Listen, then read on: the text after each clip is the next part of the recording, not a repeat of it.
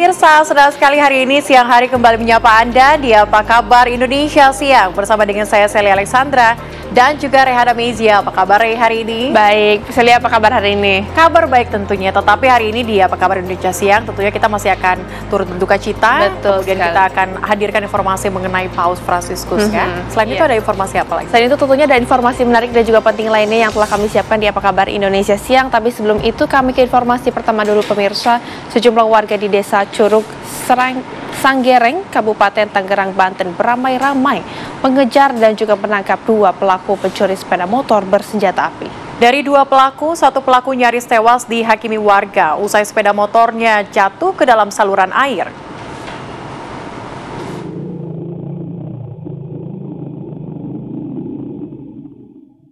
Inilah rekaman kamera pemantau yang memperlihatkan dua pelaku pencurian sepeda motor kepergok saat akan mencuri di halaman parkir sebuah kos-kosan di Desa Curug Sanggereng, Kabupaten Tangerang, Banten. Penjaga kosan langsung menutup pintu gerbang usai mengetahui pelaku akan mencuri sepeda motor. Pelaku panik melihat pintu gerbang ditutup dan langsung menodongkan senjata api serta berkali-kali menembakkan senjatanya ke arah penjaga kosan. Usai menabrak pintu gerbang sepeda motor, pelaku jatuh dan masuk ke dalam saluran air. Tak sampai di situ, dua pelaku tetap terus meletuskan tembakan ke arah warga hingga peluru senjata apinya habis. Bang, jangan dimakan bang. Lalu sejumlah warga beramai-ramai menangkap salah satu pelaku dan nyaris tewas dihakimi warga. Menurut keterangan penjaga kosan, usai menutup pintu, kedua pelaku yang membawa senjata api ini langsung berkali-kali mengeluarkan tembakan, membuat sejumlah warga tidak berani mendekat. Lihat ke dalam ada dua orang. Dan pas mereka lihat saya, mereka panik kan. Jadi mereka keluar, tapi pas di dalam itu mereka pegang beceng terus nunjuk ke saya.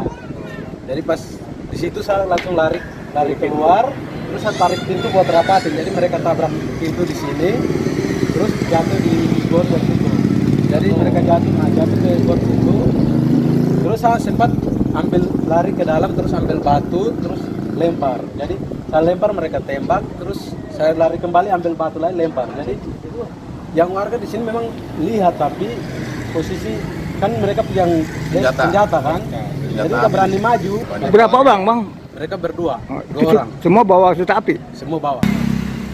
Satu orang pelaku lolos dari kejaran warga dan nekat masuk ke halaman kantor desa. Staf Desa Curug Sanggereng mengatakan pelaku masuk ke kantor desa dengan membawa senjata api hingga seluruh staf desa ketakutan dan masuk ke dalam ruangan.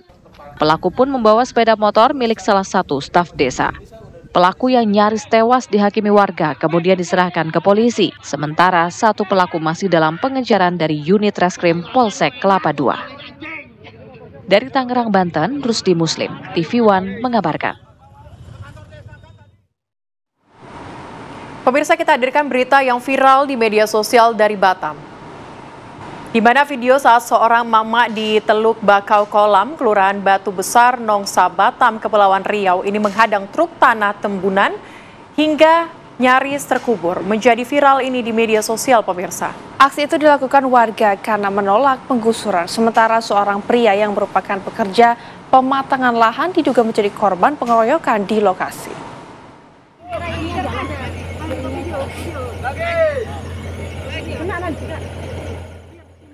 Inilah video saat Nur Simbolon nekat berdiri di belakang truk yang hendak membongkar tanah muatannya untuk menimbun kolam pada Sabtu 19 April 2025 lalu. Emak-emak ini enggan bergeser dari lokasi berdirinya hingga truk pengangkut tanah menumpahkan muatannya. Akibatnya setengah tubuh Nur tertimbun tanah. Aksi nekat Nur itu kemudian menjadi viral di media sosial. Aksi ini dilakukan Nur sebagai bentuk penolakan bersama warga terhadap penimbunan lahan oleh pihak korporasi. Warga khawatir penimbunan tersebut akan menutup akses ke sumur yang berada di dekat lokasi. Sumur itu selama ini menjadi sumber air bersih bagi warga sekitar sehingga keberadaannya vital untuk kebutuhan sehari-hari. Tiap hari kita dibilang udah dibayar, dia nggak mau. Kita nggak mau mendengarkan isu-isu di luar sana seperti kami yang di sini dibilangnya nanti kami udah dibayar padahal kami nggak mau. Sebenarnya kami itu nggak pernah kami ditawarin duit atau dibayarin. Bahkan mereka bilang kalian udah kami bayarin 50 juta tapi kalian nggak mau. Padahal nggak pernah. Mana buktinya? Kami bilang ada sini. Itu namanya Frankie yang bilang itu sama kami. Oh berarti tidak pernah ditawari dan Tidak pernah. 5% pun ya? Tidak pernah. Kalau kalian suruh pula kami ke polsek, kalian adu kami sama polsek. Meski demikian, para pekerja tetap melanjutkan pekerjaan. Bahkan sehari setelah kejadian tertimbunnya wanita tersebut, salah seorang pekerja menjadi korban pengeroyokan di lokasi. Kapolresta Barlang Kombes Pol Zainal Arifin mengatakan perempuan yang tertimbun tanah itu hingga saat ini belum membuat laporan polisi. Namun untuk pekerja yang mengalami pengeroyokan saat pematangan lahan telah membuat laporan polisi. Untuk korban sendiri saat ini masih menjalani perawatan di rumah sakit. Cuma yang untuk yang luka-luka dikeroyok sudah laporan.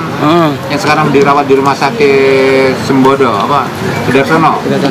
Itu dari pihak perusahaan Pak yang dari perusahaan. Kalau yang dari warganya belum terima laporan Pak? Belum kita terima laporan. Ya itu dikeroyok itu kemarin 5 orang ya. 5 orang terus melapor ke Polresta Barelang, masih tentunya kita tindak lanjuti lah karena ada yang lumayan perlu perawatan intensif, itu serius, itu di rumah sakit ada 2 orang itu. Saat ini kepolisian masih mendalami penyelidikan lebih lanjut terkait 2 peristiwa yang terjadi pada Sabtu dan Minggu pekan lalu. Dari Batam, Kepulauan Riau, Alboin, TV One mengabarkan.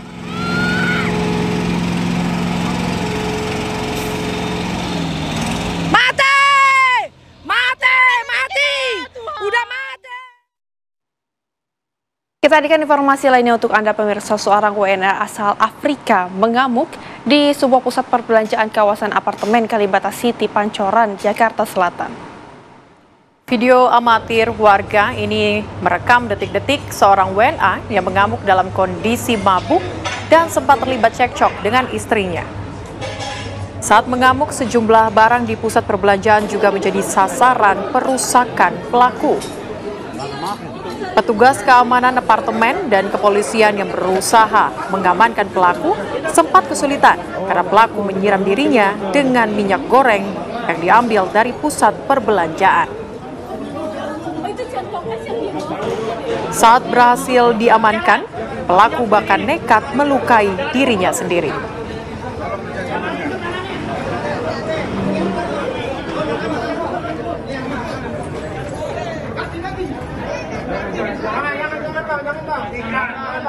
Udah pingsan, hei.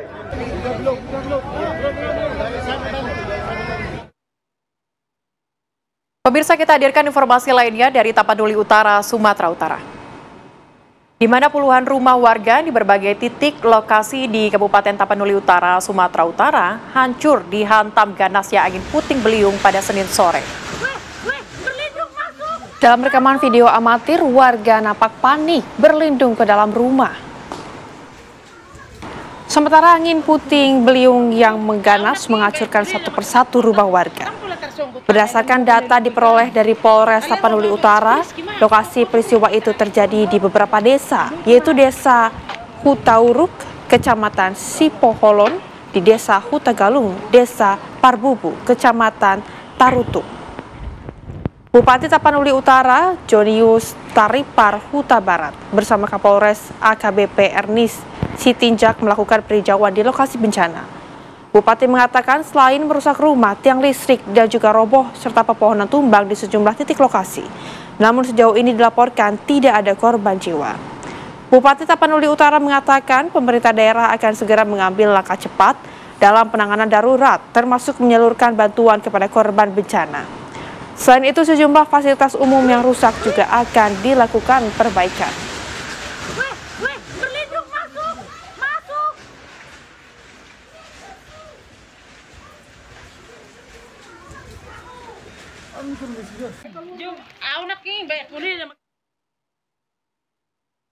Beralih ke informasi lainnya dari Sumedang, Jawa Barat, pemirsa. Angin puting beliung menerjang 2 dusun di Desa Pamulihan, Kecamatan Pamulihan, Kabupaten Sumedang, Jawa Barat ini merusak sejumlah rumah dan fasilitas sekolah. Kepanikan warga terekam saat detik-detik angin puting beliung muncul di langit. Seperti inilah detik-detik munculnya pusaran angin puting beliung yang turun dari langit di Desa Pamulihan, Sumedang, Jawa Barat. Warga perekam video pun terdengar panik, menyuruh warga untuk masuk ke dalam rumah. Terjangan angin puting beliung ini merusak sejumlah rumah dan fasilitas sekolah di 2 dusun, yakni Dusun Boma dan Dusun Cimasuk. Pihak desa mencatat di Dusun Boma sedikitnya 4 rumah rusak dan 2 diantaranya rusak berat. Sementara di Dusun Cimasuk, atap bangunan fasilitas toilet sekolah berupa baja ringan ambruk seluruhnya. Terjangan angin membuat murid dan guru terjebak di dalam ruangan, hingga akhirnya berhasil dievakuasi usai terjangan angin mereda. Tidak ada korban jiwa maupun korban luka akibat terjangan angin puting beliung ini. Sementara, aktivitas sekolah masih tetap berlanjut lantaran kelas 6 sedang melaksanakan ujian.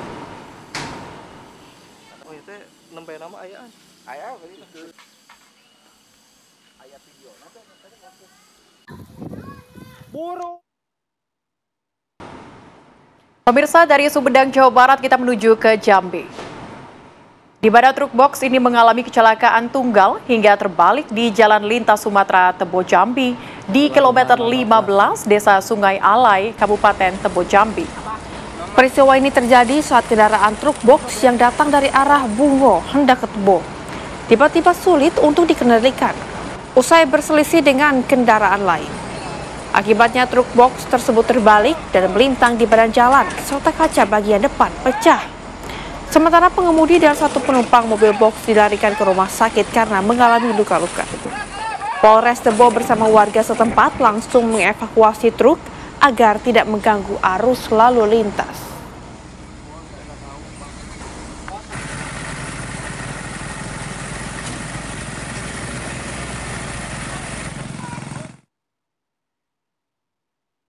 Dari Jambi kita hadirkan informasi lainnya pemirsa di Pemalang.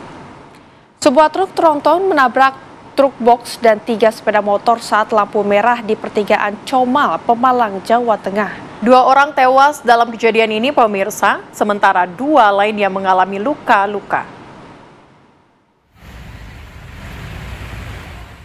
Kecelakaan beruntun melibatkan 5 kendaraan terjadi di lampu merah pertigaan Comal Baru, Ampel Gading, Pemalang, Jawa Tengah. Kecelakaan melibatkan truk tronton, truk box, dan 3 sepeda motor. Kecelakaan bermula ketika truk tronton bermuatan batu kapur melaju tak terkendali saat lampu merah menyala. Truk tronton pun menabrak truk box di depannya. Kemudian sopir truk tronton membanting setir ke arah kiri dan menabrak 3 sepeda motor yang tengah menanti lampu hijau. Akibat kejadian itu, 3 sepeda motor dan truk tronton masuk ke dalam parit. Seketika 2 pengendara sepeda motor tewas di tempat, sementara 2 lainnya mengalami luka patah tulang dan dilarikan ke rumah sakit Comal Baru. Sopir truk tronton dalam kondisi selamat dan hanya luka ringan dan dimintai keterangan oleh kepolisian untuk mengetahui penyebab kecelakaan. Kendaraan truk 3 sumbu yang kurang konsentrasi, kemudian menabrak kendaraan box di depannya, kemudian truk tersebut membanting setir ke arah kiri sehingga mengenai 3 sepeda motor yang berada di sebelah kiri, kemudian terbawa ke sungai. Ada 2 korban meninggal dan 2 korban luka ringan. Proses evakuasi cukup dramatis dan mengalami kesulitan karena ada seorang korban yang terjepit di bawah roda truk yang terperosok di dalam parit. Dari Kabupaten Pemalang, Jawa Tengah, Muhammad Hamzah, TV One mengabarkan. Pemirsa, Tata Suci Vatikan menerbitkan surat kematian resmi Paus Fransiskus. Dokter Vatikan menyatakan Sri Paus ini meninggal dunia pemirsa akibat stroke dan gagal jantung. Kami akan hadirkan informasi selengkapnya usai jeda. Pemirsa, dunia sedang berduka dengan wafatnya Paus Fransiskus dan kami akan ajak Anda untuk melihat bagaimana kondisi terkini di Vatikan bersama dengan Miranti. Miranti, bagaimana kondisi di sana? Silakan dengan laporan Anda. Yang pemirsa TV One, terima kasih Rihana. Ya, seperti tadi disampaikan bahwa kita masih menunggu pengumuman kapan rencana akan dimakamkannya Sri Paus Fransiskus yang baru saja wafat pada hari Senin kemarin. Rencananya pengumuman kapan tanggal pengumuman ini akan diumumkan pada siang hari Selasa waktu Italia. Jadi kemungkinan di beberapa jam ke depan pengumuman ini akan disampaikan oleh para petinggi Vatikan. Memang rencananya bahwa setelah 9 hari perkabungan, maka pemakaman akan dilangsungkan. Seperti tadi disebutkan bahwa pemakaman tersebut tidak dilakukan di Vatikan, tetapi di Basilika Santa Maria Maggiore yang letaknya di luar Vatikan, tetapi masih ada di sekitar kota Roma.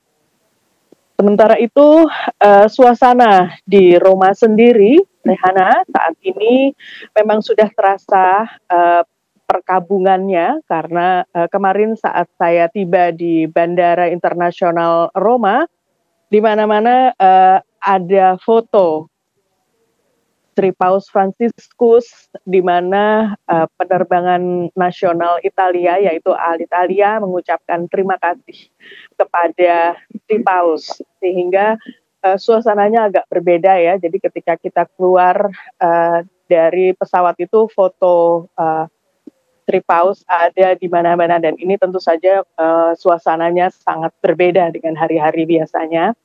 Dan orang-orang yang ingin memberikan penghormatan terakhir kepada Sri Paus dari berbagai negara yang sedianya mereka datang untuk merayakan Paskah dan juga melihat parade yang sedianya dilaksanakan kemarin namun dibatalkan setelah pengumuman wafatnya Sri Paus.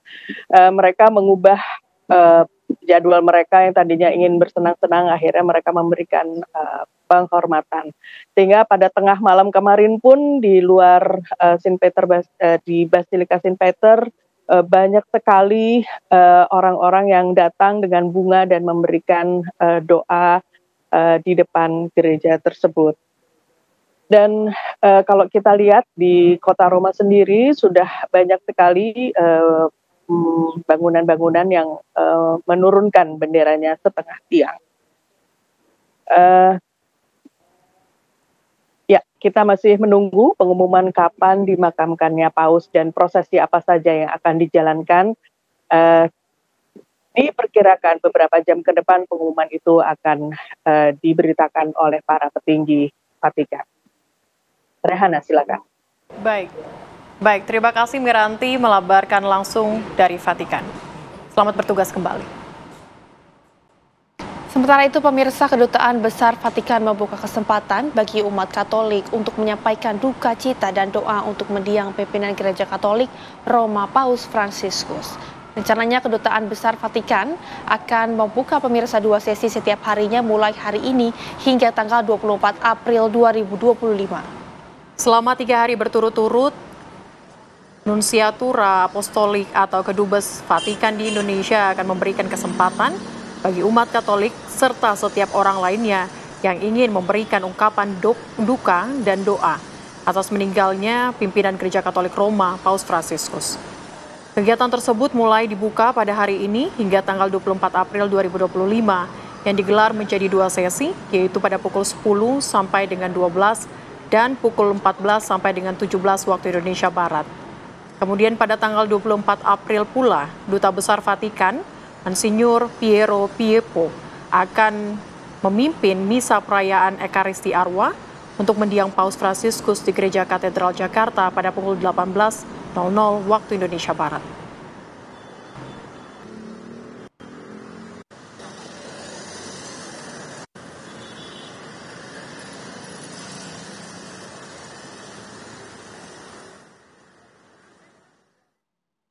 Bagaimana kemudian suasana duka dan suasana terkini dari Kedutaan Besar Vatikan di Jakarta?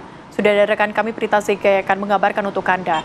Zega, bisa Anda gambarkan suasana duka di sana?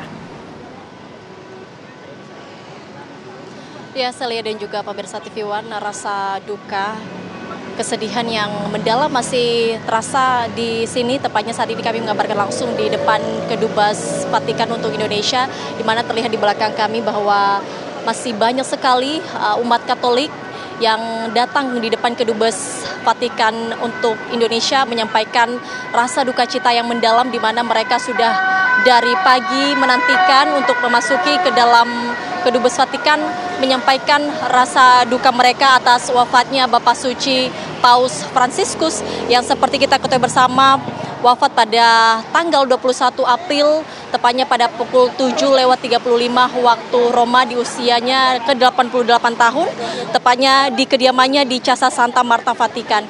Ini suasana terkini pemirsa, di mana tadi ini sudah memasuki kesempatan untuk para umat Katolik yang menyampaikan bela sungkawanya ini sudah masuk di sesi kedua, di mana tadi sesi pertama berlangsung dari pukul 8 hingga pukul 12. Lalu ini akan memasuki sesi kedua, yakni dimulai nantinya pada pukul 14 sampai nantinya pada pukul 17 ataupun pukul 5 sore. Dan untuk mengetahui lebih lanjut pemirsa, saya ingin mewawancarai beberapa masyarakat di sini.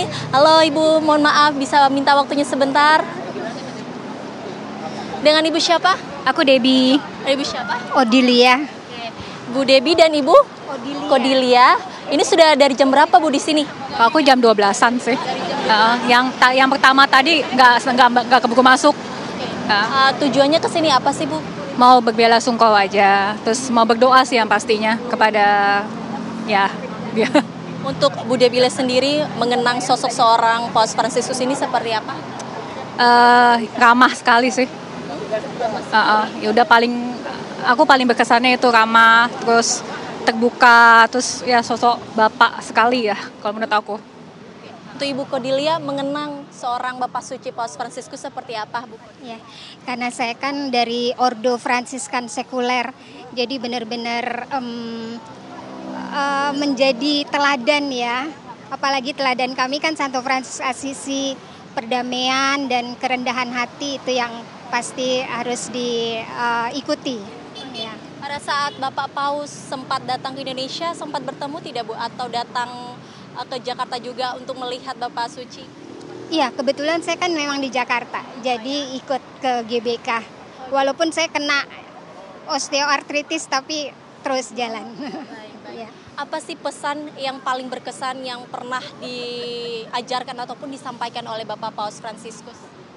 Yang saya paling terkesan itu perdamaian ya, perdamaian ke segala ciptaan juga ke sesama ya. Yang ensikliknya itu kan Laudato Si yang terkenal, kemudian Fratelli Tutti ya itu. Yang kemudian saya tadi malam mulai nulis dan merenungkan karena itu peninggalan beliau. Terima kasih Bu Cordelia dan juga Bu Debbie. Berarti ini tinggal menunggu waktunya saja ya Bu ya. Oke baik. Jam 2 ya nanti ya. Oke baik. Terima kasih Bu Debbie dan Bu Cordelia. Terima kasih. Nah itu dia pemirsa, rasa duka masih terasa di sini, di mana para umat Katolik berbondong-bondong ke sini untuk menyampaikan duka yang mendalam atas wafatnya Bapak Suci Paus Fransiskus. Dan tadi juga pemirsa, tadi kami sempat memantau juga Menteri Agama Nasaruddin Umar ini datang ke sini untuk menyampaikan duka cita yang mendalam juga. Ini bertemu langsung bersama dengan Kepala Kedubes Vatikan untuk Indonesia, di mana memang tadi disampaikan oleh Menak Nasaruddin Umar bahwa wafatnya Bapak Suci Paus Fransiskus merupakan kehilangan bersama, kehilangan yang sangat berarti tidak hanya untuk umat Katolik, namun untuk semua umat di penjuru dunia, termasuk juga tadi Menak yang menyampaikan kesan-kesannya pada saat Paus Fransiskus pertama kali datang ke Indonesia. Dan tadi juga disampaikan oleh Menak Nasaruddin Umar, dia sangat mengenang kembali foto-foto mereka yang sangat menggambarkan bagaimana toleransi antar umat beragama. Saat itu tadi Menak sempat bercerita saat dia mencium kening Paus Fransiskus, dan juga Paus Fransiskus tidak berhenti-hentinya mencium tangan dari Menak Nasaruddin Umar, dan itu terus tadi yang dikenang oleh Menak Nasaruddin Umar. Dan tadi juga kami sempat menanyakan apakah ada rencana untuk melayat ataupun datang langsung ke Vatikan. Tadi Menak Nasaruddin Umar mengatakan bahwa jikalau memang nantinya diberikan izin untuk datang ke Vatikan, maka ada rencana untuk datang langsung untuk melayat dan melihat ataupun ingin menyampaikan belasungkawa langsung atas wafatnya Bapak Suci Vatikan. Dan hingga saat ini Celia dan juga pemirsa TV One, kami akan terus memantau di mana besok harinya pada Kamis 24 2025 ini akan dilaksanakan Ekaristi Arwah yang akan dilaksanakan di Gereja Katedral pada pukul 18.00 waktu Indonesia Barat. Dan untuk para umat Katolik sendiri yang ingin menyampaikan duka citanya bisa langsung datang ke Kedubes Vatikan yang akan dilaksanakan mulai hari ini Selasa 22 April 2025. Ini sampai pada Kamis 24 April 2025 yang akan nantinya dibagi 2 sesi setiap harinya pukul 10 sampai pukul 12 dan nantinya dilanjutkan lagi hingga pukul 14.00 sampai 17.00 waktu Indonesia Barat. Celia, demikian, kembali ke Anda. Ya, terima kasih Prita Zega atas laporan Anda langsung. Selamat kembali beraktivitas. Dan pemirsa, Presiden Prabowo Subianto menyampaikan duka cita atas wafatnya pemimpin umat Katolik sedunia Paus Fransiskus. Menurut Presiden, Paus Fransiskus mempunyai komitmen yang besar terhadap perdamaian dunia. Bismillahirrahmanirrahim.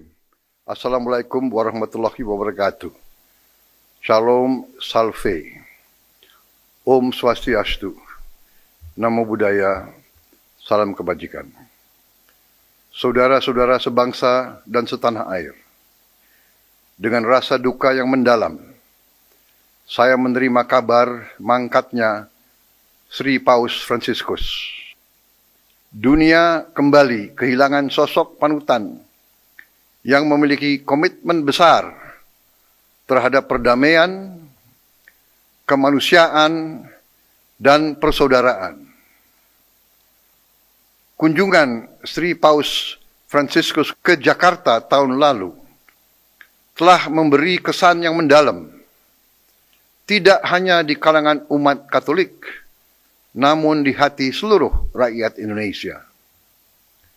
Pesan kesederhanaan, pluralisme, keberpihakan kepada orang miskin, dan kepedulian Sri Paus terhadap sesama akan selalu menjadi teladan bagi kita semua.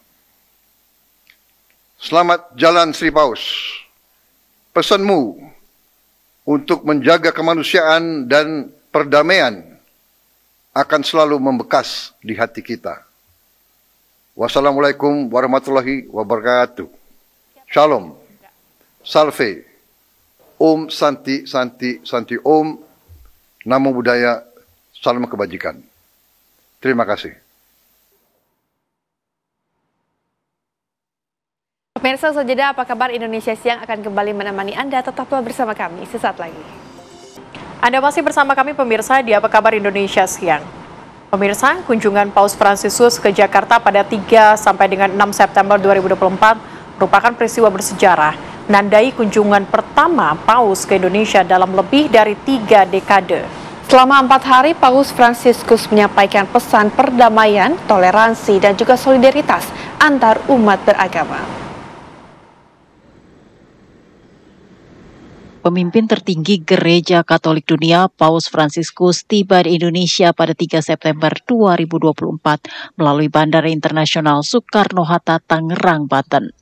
Kedatangan Paus Fransiskus disambut sejumlah menteri, salah satunya saat itu Menteri Agama Yakut Khalil Qomas. Setibanya di Indonesia, Paus Fransiskus dan rombongan melanjutkan perjalanannya menuju ke Kedutaan Besar Vatikan di Jakarta. Paus Fransiskus memulai kunjungan kenegaraan dengan bertemu Presiden Joko Widodo di Istana Negara pada Rabu 4 September 2024. Presiden ke-7 Joko Widodo menyambut kunjungan Kepala Negara Vatikan tersebut dan menyuarakan semangat toleransi serta perdamaian di atas kondisi dunia yang semakin bergejolak akibat perang. Paus Fransiskus pun menekankan pesan serupa dan berharap perdamaian serta kerukunan bisa tercapai demi kebaikan bersama. Presiden ke-7 Joko Widodo juga mengatakan, Indonesia dan Vatikan memiliki komitmen yang sama dalam memupuk perdamaian dan persaudaraan serta menjamin kesejahteraan bagi umat manusia. Paus Fransiskus kemudian mengunjungi Gereja Katedral Jakarta dan bertemu dengan para rohaniawan. Di katedral, Paus Fransiskus melakukan pertemuan dengan uskup, imam, diakon, seminaris, dan katekis di Gereja Katedral Jakarta. Kegiatan Paus Fransiskus dilanjutkan dengan berkunjung ke Masjid Istiqlal pada Kamis 5 September 2024. Kedatangan Paus diiringi dengan tabuhan marawis, pemberian bunga, dan disambut langsung oleh Imam Besar Masjid Istiqlal kala itu, Nasaruddin Umar. Di Istiqlal, Paus Fransiskus dan Imam Besar Masjid Istiqlal Nasaruddin Umar menandatangani deklarasi Istiqlal untuk kerukunan umat beragama yang disaksikan para tokoh lintas agama. Di sini, Paus mengunjungi terowongan silaturahmi yang menghubungkan Masjid Istiqlal dengan gereja katedral. Di penghujung kunjungannya di masjid terbesar di Asia Tenggara itu, momen penuh keharmonisan pun terjadi kala Imam Besar Masjid Istiqlal Nasaruddin Umar mencium kening Paus, dan Paus Fransiskus membalas dengan mencium tangan.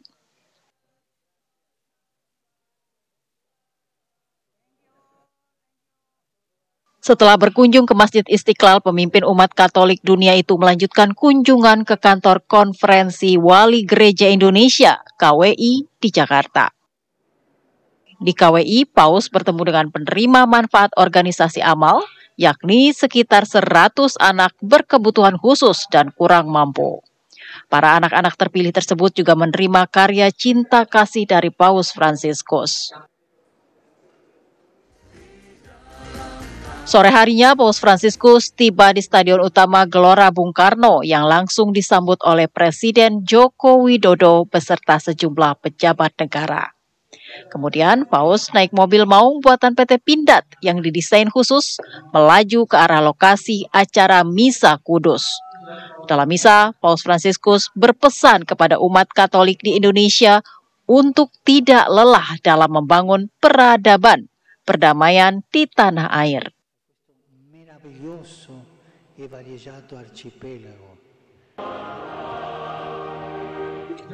Jumat pagi 6 September 2024, Paus Fransiskus mengakhiri kunjungan apostoliknya di Indonesia dan melanjutkan kunjungannya ke Papua Nugini.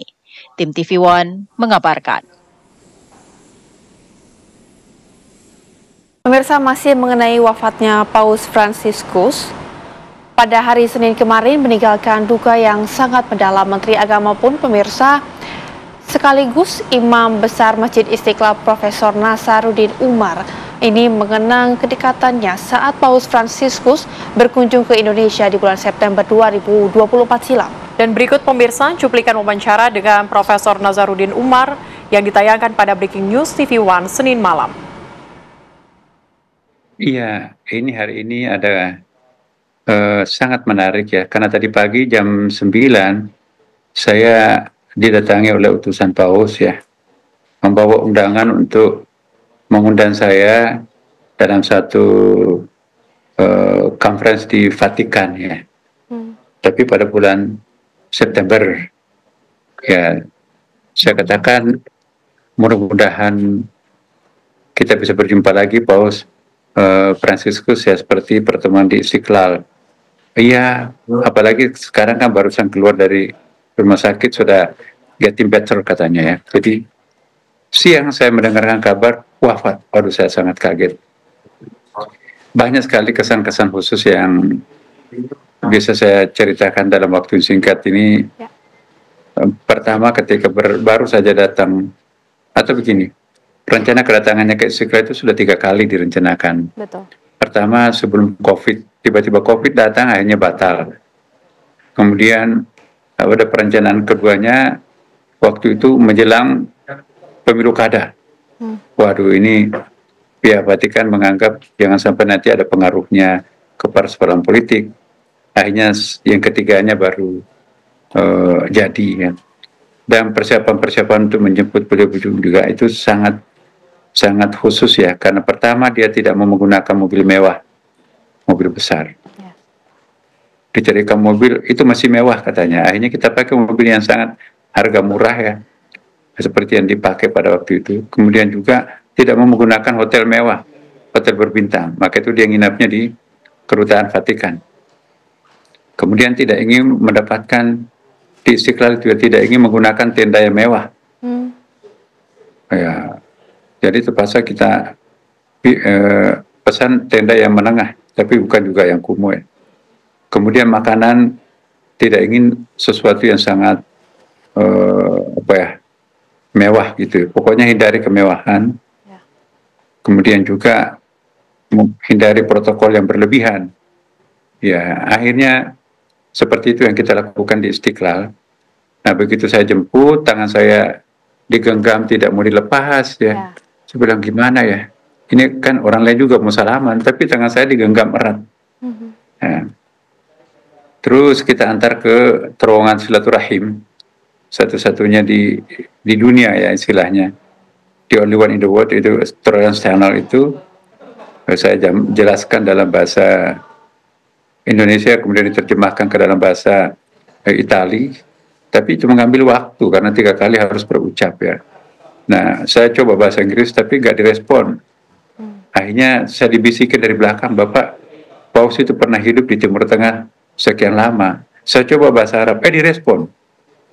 Jadi kata penerjemahnya, kalau begitu saya nggak usah terjemahkan. Ya nggak usah. Saya jelaskan tentang Istiqlal, tentang terowongan toleransi dalam bahasa Arab. Akhirnya nyambung. Nah, di situ sudah semakin akrab ya, duduk bareng. Maka di situ kami menandatangani satu deklarasi yang sangat-sangat istimewa menurut saya, karena ada 4 poin itu betul-betul sangat implementatif. Jika dibandingkan dengan deklarasi yang disampaikan, yang ditandatangani bersama oleh Grand Sheikh Al-Azhar di Dubai, itu generiknya, tetapi spesialnya, implementatifnya, ini adalah yang di Istiqlal. Karena inilah yang pertama kita mencoba untuk memperkenalkan konsep penyihatan lingkungan dengan menggunakan bahasa agama. Karena kalau bahasa politik, bahasa birokrasi, bahasa hukum sudah terlalu banyak, tapi ternyata tidak bisa menjinakkan anak manusia untuk merusak lingkungan alam. Maka kami bersepakat untuk menghimbau kepada seluruh pemeluk agama apapun juga, mari kita menggunakan bahasa agama untuk mensyiarkan betapa perlunya kita memelihara lingkungan hidup ini. Ya. Kemudian kita juga mendeklarasikan menyikapi peperangan pada waktu itu, kan ada Ukraina dengan Rusia, ada Israel dengan Palestina. Kami juga menyampaikan bahwa kekerasan tidak ada tempatnya dalam agama. Atas nama apapun juga tidak boleh mentolerir adanya kekerasan itu. Kemudian kita memperkenalkan suatu konsep toleransi sejati. Toleransi sejati yang kita maksudkan bukan sekedar hidup koeksistensi sama-sama, hidup berdampingan tanpa saling mengganggu, tapi itu nggak cukup. Kita menambahkan perlunya ada rasa cinta yang sangat dalam mengikat satu sama lain. Nah, kemudian juga ada himbauan-himbauan itu untuk menyikapi perbedaan, bahwa pluralitas itu adalah sunnatullah, itu bahasa itu adalah kehendak Tuhan. Jadi jangan meratapi perbedaan, tapi syukuri perbedaan itu, karena itu adalah anugerah Tuhan. Ya, tidak indah sebuah lukisan kalau itu di kain putih dibingkai dengan emas sekalipun, tapi lukisan itu menjadi indah kalau warna-warna kontras ya. Nah, yang paling mengesankan lagi ya, saya nggak tahu ini apakah koeksidensi atau apa. Pada hari yang sama kaki saya tergelincir ya, putus tendonnya dan dioperasi di rumah sakit. Begitu saya buka TV di rumah sakit, Paus juga masuk rumah sakit hari yang sama. Nah, jadi saya telepon teman saya di katedral, Pak, ini saya lihat di TV ini Paus masuk di rumah sakit ya. Ini faktor umur atau faktor ada penyakit lain? Iya, ini faktor umur tapi juga ada faktor penyakit khusus. Ya, saya juga di rumah sakit ini. Loh, kok bisa? Teman-teman kita di katedral itu juga kaget. Imam besar masuk rumah sakit hari yang sama dengan Paus. Nah, jadi itu mungkin koeksidensi ya, kebetulan. Tetapi poin saya bahwa banyak hal yang perlu kita pelajari dari beliau. Kesederhanaannya ya. Kemudian yang kedua adalah keterbukaannya. Yang ketiga bahasa tubuhnya, body language itu juga tersenyum. Coba perhatikan. Sepertinya wajah tidak pernah marah tuh. Masya Allah. Pemirsa, sajadah apa kabar Indonesia Siang akan kembali menemani Anda dengan sejumlah informasi lainnya. Tetaplah bersama kami. Anda kembali bersama kami pemirsa di Apa Kabar Indonesia Siang. Pemirsa, Badan Penyelenggara Jaminan Produk Halal ini menemukan adanya 9 produk panganan ini olahan yang ternyata mengandung unsur babi atau porsin. Penemuan ini dilakukan atas koordinasi dengan Badan Pengawas Obat dan Makanan atau BPOM untuk memastikan klaim kehalalan produk pangan yang beredar di pasaran.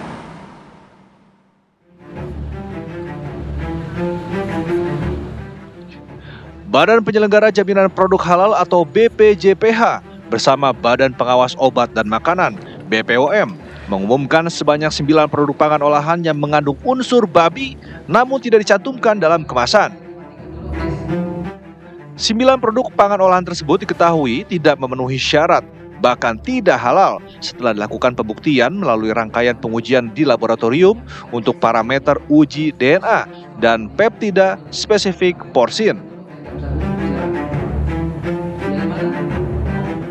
Kepala BPJPH Haikal Hasan menyampaikan 7 produk yang telah bersertifikat dan berlabel halal itu telah diberikan sanksi oleh BPJPH berupa penarikan barang dari peredaran. Sementara 2 produk lainnya yang terindikasi tidak memberikan data yang benar dalam registrasi produk, BPOM telah menerbitkan sanksi berupa peringatan dan menginstruksikan pelaku usaha untuk segera menarik produk dari peredaran. Heboh, harus begini, harus begitu, tidak. Sederhana kok. Kalau itu halal, cantumkan halal. Kalau nggak halal, ya nggak apa-apa, cantumkan nggak halal. Masalahnya yang terjadi adalah ada tercantum halal tapi mengandung unsur babi. Itu masalahnya. Sehingga kita harus mengambil tindakan. Ini udah mampir ke ranah-ranah penipuan terhadap ingredients begitu. Kenapa? Karena ada logo halal tapi ingredients-nya ada porsin. Ini yang kami pikir, kami diskusikan harus diumumkan kepada masyarakat sekaligus menjadi efek jerah bagi yang lain gitu. Jangan merubah ingredient setelah mendapatkan sertifikasi halal. Diketahui BPJPH dan BPOM juga menegaskan bahwa pihaknya terus melaksanakan pengawasan produk di lapangan sesuai dengan tugas dan fungsinya masing-masing, serta mengimbau masyarakat untuk terus berpartisipasi aktif dalam pengawasan produk yang beredar. Dari Jakarta, Novan Santoso, TV One mengabarkan.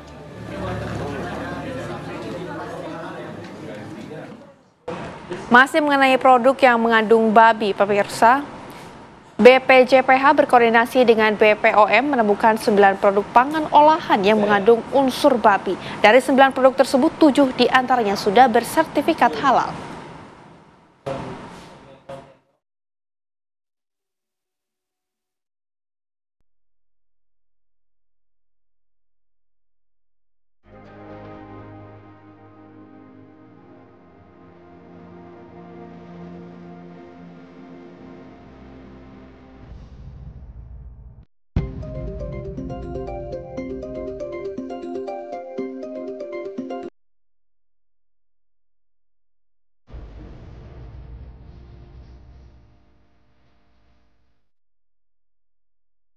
Pemirsa, masih mengenai hal yang sama, di mana Badan Penyelenggara Jaminan Produk Halal menemukan adanya 9 produk pangan olahan yang ternyata ini mengandung unsur babi di dalamnya.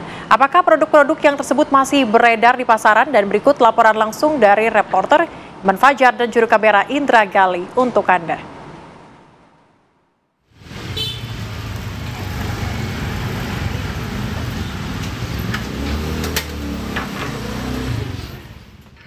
Tim TV One mendatangi sebuah minimarket untuk mengetahui apakah produk pangan olahan yang mengandung unsur babi masih dijual di pasaran. Di sini ternyata kami masih menemukan produk pangan olahan impor jenis marshmallow yang sudah dipastikan oleh Badan Penyelenggara Jaminan Produk Halal mengandung unsur babi. Padahal BPJPH telah meminta pelaku usaha untuk menarik produk-produk tersebut dari peredaran. Ya pemirsa, BPOM telah menetapkan setidaknya ada 7 produk yang bersertifikat halal namun ternyata mengandung babi. Dan kalau kita lihat dari daftar yang dirilis oleh BPOM, rata-rata merupakan snack berupa marshmallow yang beberapa diantaranya dapat ditemukan di minimarket di mana tadi saya dan juga juru kamera Indra Gali telah melakukan penelusuran di minimarket di sekitar Jakarta bahwa kami dengan mudahnya menemukan marshmallow yang terdapat di daftar BPOM tersebut. Seperti yang bisa dilihat di sini pemirsa, bagaimana ini adalah 2 dari 7 produk yang dirilis oleh BPOM yang bersertifikat halal seperti yang bisa dilihat di sini pemirsa. Namun ternyata menurut temuan dari BPOM ini mengandung babi. Tentunya ini menjadi pertanyaan bagi masyarakat luas bagaimana bisa produk yang mengandung babi ini bisa mendapatkan sertifikat halal. Tentunya ini juga untuk masyarakat agar lebih waspada dalam memilih produk-produk makanan. Dari Jakarta, Iman Fajar, Indra Gali, TV One mengabarkan.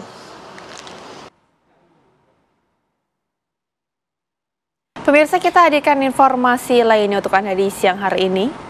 Polisi menangkap seorang lelaki muda yang memutilasi kekasihnya di Serang, Banten. Sementara itu pemirsa, keluarga korban tak terima dengan alasan pelaku yang memutilasi kekasihnya gara-gara si kekasih hamil hingga menuntut pelaku untuk menikahinya. Apakah mengakui perbuatan telah membunuh pacar saudara? Benar, Pak. Benar? Benar, Pak. Ada hubungan apa dengan korban? Pacar saya, Pak, kekasih. Sudah berapa lama menjalin kasih? 2-3 tahun, Pak. 2-3 tahun. Apa dasar saudara ingin menghabisi nyawa pacar atau korban? Korban memojokkan saya dan minta pertanggungjawaban saya, Pak. Pertanggungjawaban apa? Atas kehamilannya, Pak. Pengakuan Mulyana pada polisi ini membuat berang keluarga korban SA.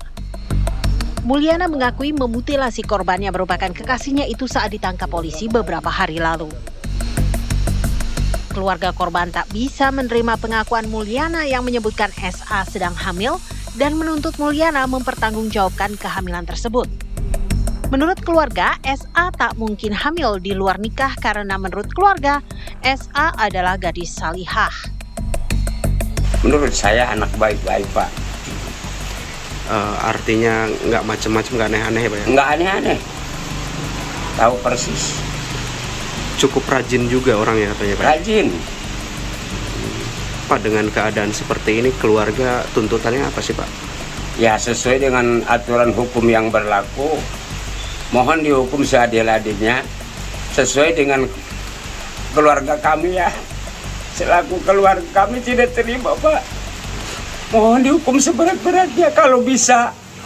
Nyawa bayar nyawa lah. Sepupu korban pun menjelaskan bahwa SA adalah gadis baik-baik dan jarang sekali bertemu pelaku. Pembunuhan alasannya karena hamil ya, saya sebagai keluarga nggak terima karena korban tuh ketemu sama si cowok itu baru 1 kali ini, udah lama nggak ketemu kan. Korban tuh selalu rajin ngaji, pokoknya baik, nggak kemana-mana tuh, selalu di rumah. Dulu kan pas kemana-mana sama saya juga kan, bulan puasa juga dia masih menstruasi kan. Dia bilang kayak gini, Lebaran bisa ikut Idul Fitri nggak ya? Jasad SA ditemukan tak utuh di kawasan hutan Kampung Ciberuk, Gunung Sari, Jumat dini hari lalu. Saat itu jenazah ditemukan tertutup daun dan ranting. Tak lama usai penemuan jenazah tersebut dilaporkan, polisi menangkap Mulyana Sabtu sore di Pabuaran, Serang. Saat diperiksa, Mulyana mengakui pembunuhan itu terjadi pada sepekan sebelumnya, yaitu Minggu 13 April. Mulyana saat itu menjemput SA dari rumahnya di Cinangka. Menurut pengakuan Mulyana, ia menjemput SA untuk ditraktir makan. Namun di tengah perjalanan, SA mengaku hamil dan menuntut Mulyana bertanggung jawab. Perjalanan untuk mentraktir makan itu pun dialihkan ke kawasan hutan yang jauh dari permukiman. Alasan Mulyana mengajak SA ke hutan tersebut adalah untuk membicarakan masalah kehamilan itu. Di sanalah akhirnya Mulyana memutuskan untuk menghabisi nyawa sang kekasih lalu menutup pembunuhan itu dengan mutilasi. Dari Serang, Banten, Siti Marufah, TV One mengabarkan.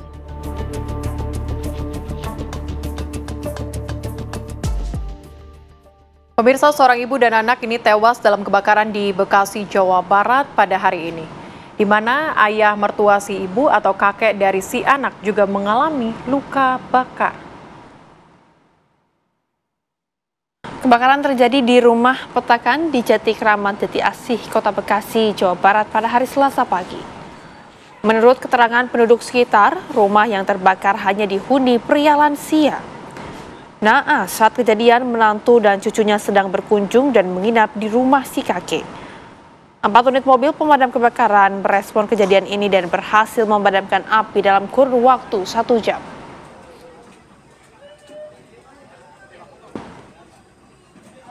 Kondisinya mungkin sedang tidur berdampingan. Ada di ruang mana, Bang? Di ruang belakang. Kamar? Di kamar belakang. Bang, ini kondisinya berarti dugaan sebenarnya ini korban ini tidur, terjebak atau seperti apa, Bang? Sepertinya sih terjebak. Terjebak ya? Iya. Ada dua korban meninggal dan satu lagi luka bakar, Bang? Luka bakar, satu lagi. Itu siapa, Bang, yang luka bakar? Itu orang tua dari bapaknya? Bapak, dari suaminya. Dari suaminya? Oh, berarti udah tua juga, udah sepuh, Pak? Lansia? Udah sepuh. Nah, itu langsung dibawa ke rumah sakit. Pemirsa, untuk memperbarui informasi terkini, kita akan ajak Anda untuk ke lokasi kebakaran di Bekasi, Jawa Barat. Ada Kurnia Dwi Hapsari yang sudah siap mengabarkan untuk Anda. Kurnia, bagaimana situasi di sana? Iya, selamat siang Celia, Rehana, dan juga pemirsa. Tadi kebakaran terjadi sekitar pukul 7 pagi, di mana kalau siang ini kondisi dari TKP yang berada di Gang Hali Hidayah, Jati Kramat, Jati Asih, Kota Bekasi ini sudah sepi dan rumah ataupun tempat TKP ini masih dipasang garis polisi. Tadi pasca evakuasi jasad korban, tim identifikasi dari Polres Metro Bekasi Kota dan juga kepolisian dari sektor Jati Asih langsung melakukan olah tempat kejadian perkara, di mana tim ini langsung masuk ke area bagian belakang rumah yang merupakan kamar tidur dan juga dapur. Di mana memang korban sendiri yaitu ibu muda berusia sekitar 22 tahun dan juga anaknya berusia 2 tahun ini ditemukan tewas di dalam sebuah kamar usai peristiwa kebakaran tersebut. Dan memang polisi sendiri masih menyelidiki penyebab pasti dari kebakaran ini. Namun dari keterangan para tetangga saat kejadian ini, mereka sempat mendengar bunyi ledakan berkali-kali dari rumah kontrakan yang dimiliki atau dihuni oleh Bapak Hendrik, di mana Bapak Hendrik ini merupakan mertua dari korban. Dan saat kejadian ada 3 orang yang menghuni tempat kejadian ini, yaitu 2 korban, ibu dan anak, dan juga Bapak Hendrik yang merupakan ayah mertua dari korban. Sementara suami dari korban ini sedang mengemudi ojek online. Dan memang menurut keterangan suami korban, sebelum ia meninggalkan rumah untuk bekerja sebagai ojek online, dia melihat bapaknya ini memasak air di dapur. Namun tidak lama ia berangkat kerja, ia juga mendapat telepon dari istrinya, tapi tidak terangkat, dan ketika ditelepon balik istrinya ini sudah tidak dapat dihubungi.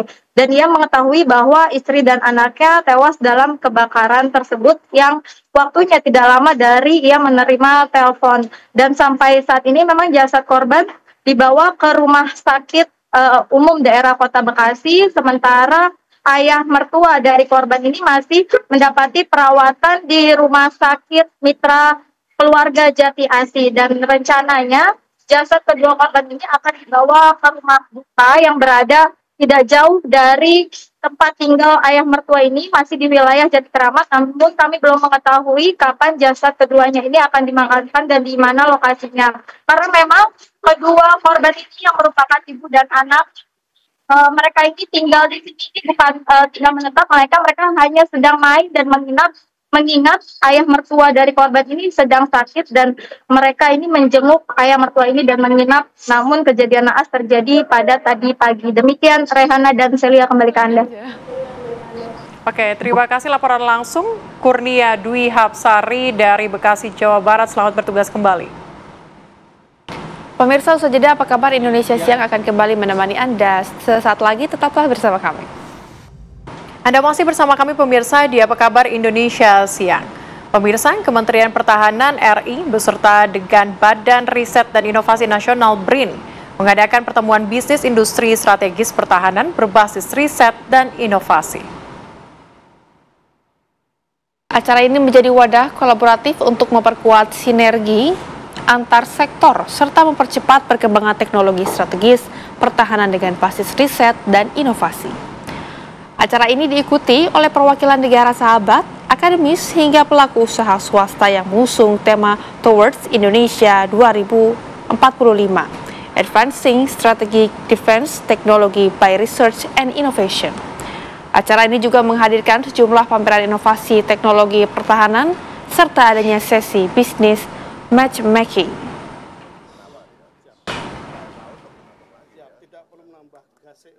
Harapkan research di Indonesia atau industri-industri pertahanan di Indonesia banyak meriset, melakukan penelitian di bidang artificial intelligence dan elektronika. Jadi AI itu memang menjadi salah satu fokus kami kalau untuk riset TIK, dan salah satu aplikasinya itu memang di industri strategis. Karena industri strategis itu biasanya membutuhkan instrumen yang mahal. Gitu. Nah, kami mengembangkan instrumen yang lebih murah tetapi bisa diimprove. Kita berikan informasi lainnya untuk Anda di sore hari ini, pemirsa. Menteri Pertahanan Syafri Samsudin dengan Menteri Luar Negeri Sugiono menghadiri pertemuan pertama 2+2 di Beijing, Cina. Konferensi ini mempertemukan Menlu dan Menhan kedua negara dalam rangka meningkatkan kerjasama bilateral, pertahanan, dan keamanan. Menhan RI menyampaikan apresiasi atas terselenggaranya forum strategis ini sebagai wadah peningkatan komunikasi dan pemahaman bersama antar negara. Indonesia memandang forum ini sebagai platform strategis yang tidak hanya memperkuat kemitraan bilateral, tetapi juga meningkatkan komunikasi, saling pengertian, dan kepercayaan antar kedua negara. Menhan Syafri Samsudin juga mendorong penguatan kerjasama yang konkret dan inklusif, khususnya di bidang pertahanan guna mendukung perdamaian dan stabilitas di kawasan.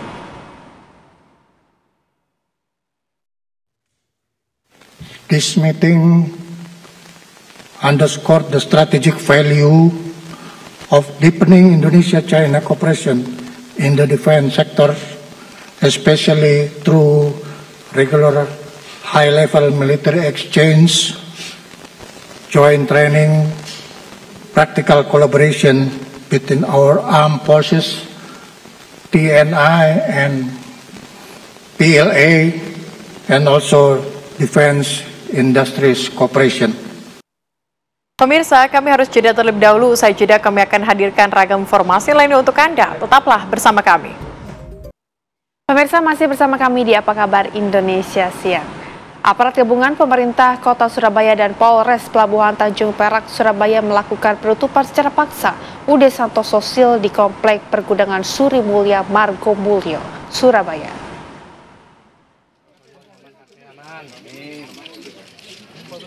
Aparat gabungan pemerintah Kota Surabaya dan Polres Pelabuhan Tanjung Perak Surabaya melaksanakan penyegelan secara paksa perusahaan suku cadang UD Santoso Sil di Komplek Pergudangan Suri Mulya, Margomulyo, Surabaya.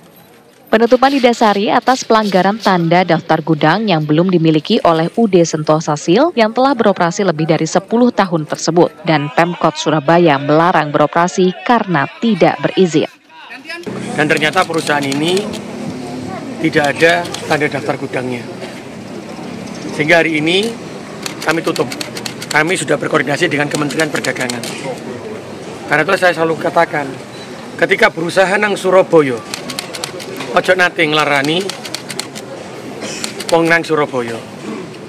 Kalau gawe perusahaan nang Surabaya, maka taati peraturan yang ada ditentukan oleh pemerintah. Begitupun sebaliknya.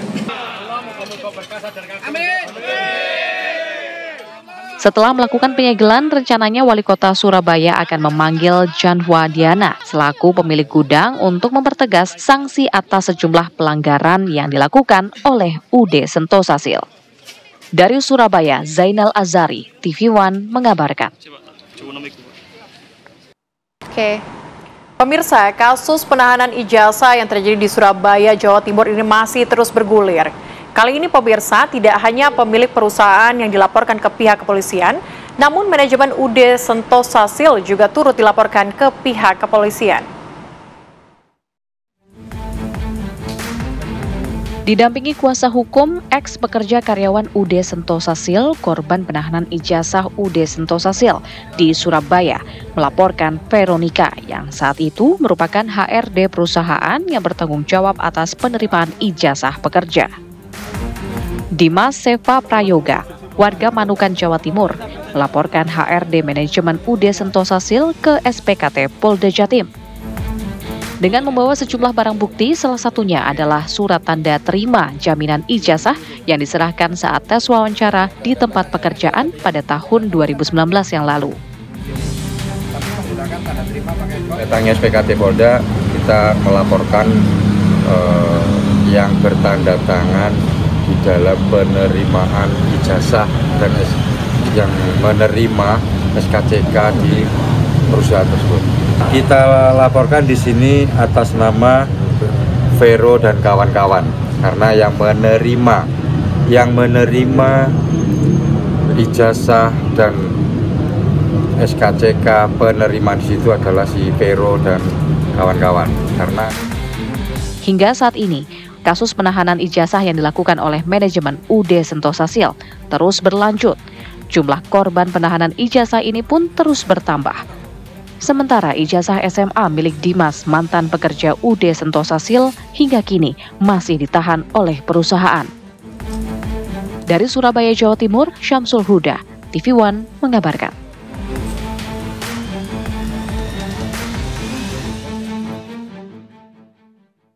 Pemirsa, korban penahanan ijazah melaporkan manajemen perusahaan ke Polda Jawa Timur. Dan untuk mengetahui perkembangan dari kasus ini, kita akan tanyakan langsung kepada rekan kami Farah Manila. Langsung dari Surabaya, Jawa Timur. Farah, seperti apa kemudian perkembangan dari kasus ini? Iya, Rehana, Sele dan juga pemirsa, memang kasus proses hukum penahanan ijazah dari karyawan maupun mantan karyawan dari UD Sentosa Sil ini juga masih terus bergulir, dan kemarin memang sudah ada pelaporan yang dilakukan oleh mantan karyawan yang melaporkan Veronica, yaitu merupakan HRD dari perusahaan tersebut. Dan informasi yang kami dapatkan juga, Rehana dan juga Celia, hari ini masih berupa informasi sementara. Rencananya juga akan ada sekitar 30 karyawan, mantan karyawan yang akan melaporkan ke pihak Polda Jawa Timur berkaitan dengan penahanan ijazah yang sampai saat ini masih dilakukan oleh perusahaan atau UD Sentosa Sil. Sementara tadi info terbaru yang kami dapatkan juga ini tadi sudah dilakukan penyegelan pada pagi hari tadi yang dilakukan oleh pemerintah Kota Jawa Timur, kemudian ada Polres Tanjung Perak, ada Disnaker serta juga Satpol PP. Penyegelan gudang dilakukan pada pukul 9.30 waktu Indonesia Barat pagi tadi, pemirsa, dan penyegelan ini memang dilakukan karena tidak memiliki tanda daftar gudang. Sementara informasi dari Eri Cahyadi, Wali Kota Surabaya, pemirsa, ini UD Sentosa Sil ini hanya memiliki sejumlah surat, yaitu surat keterangan rencana kota atau SKRK tahun 2011 dan izin mendirikan bangunan pada tahun 2013. Sementara tidak ditemukan nomor induk berusaha NIB dan juga TDG di sistem OS, sehingga gudang UD Sentosa Sil pada hari ini kemudian dilakukan penyegelan oleh pemerintah Kota Surabaya. Berkaitan dengan peraturan dari pemerintah Kota Surabaya, Pemprov maupun Kementerian Tenaga Kerja, ini memang setiap perusahaan diwajibkan memiliki TDG yang diatur dalam Permendak RI nomor 90M tentang penataan dan pembinaan gudang.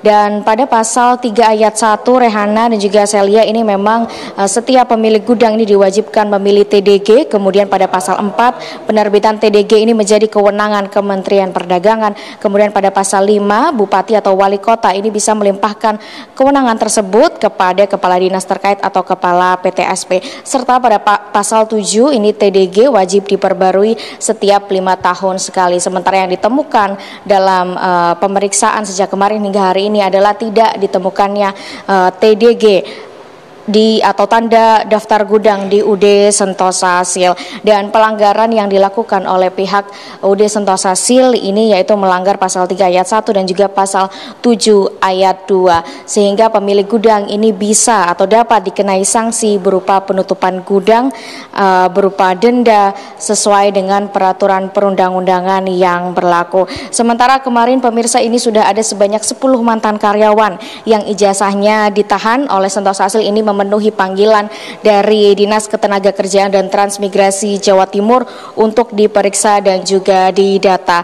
Dan hasil dari keterangan pemeriksaan kemarin pemirsa ini kemudian dijadikan sebagai nota pemeriksaan dan kemudian dilaporkan kepada Gubernur Jawa Timur dan juga Kepala Dinas Pendidikan Jawa Timur untuk kemudian akan dilakukan penerbitan ijazah baru jika memang pihak perusahaan kemudian tidak mengembalikan ijazah para mantan karyawannya. Sementara peraturan daerah atau Perda Provinsi Jawa Timur nomor 8 tahun 2016 pasal 42 pemirsa ini disebutkan bahwa pengusaha ini dilarang melakukan penahanan dokumen asli milik pekerja sebagai jaminan pekerjaan.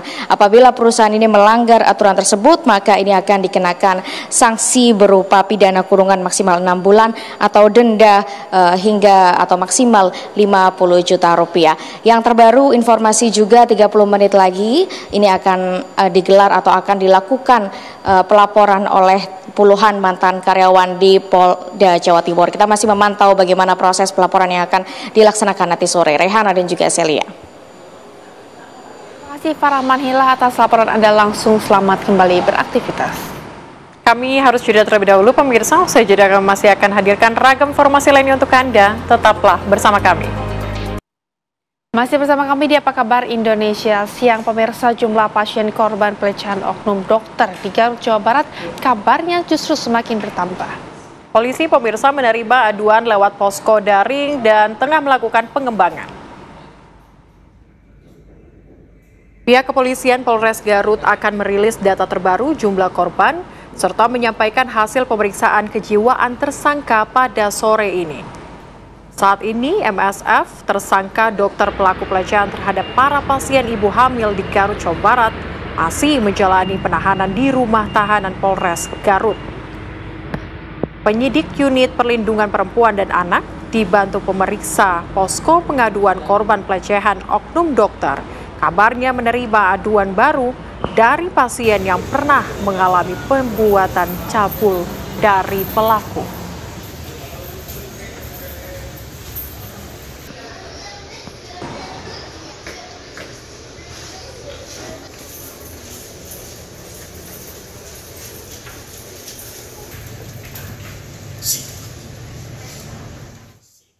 Pemirsa, menyikapi maraknya kasus asusila di kedokteran ini pemirsa, kita ketahui bahwa Menteri Kesehatan Budi Gunadi Sadikin menggelar konvers untuk menyikapi beberapa langkah antisipasi agar kasus serupa tidak terulang lagi. Pemerintah mewajibkan rumah sakit melakukan tes psikologi terhadap calon peserta pendidikan dokter spesialis atau PPDS saat melakukan perekrutan.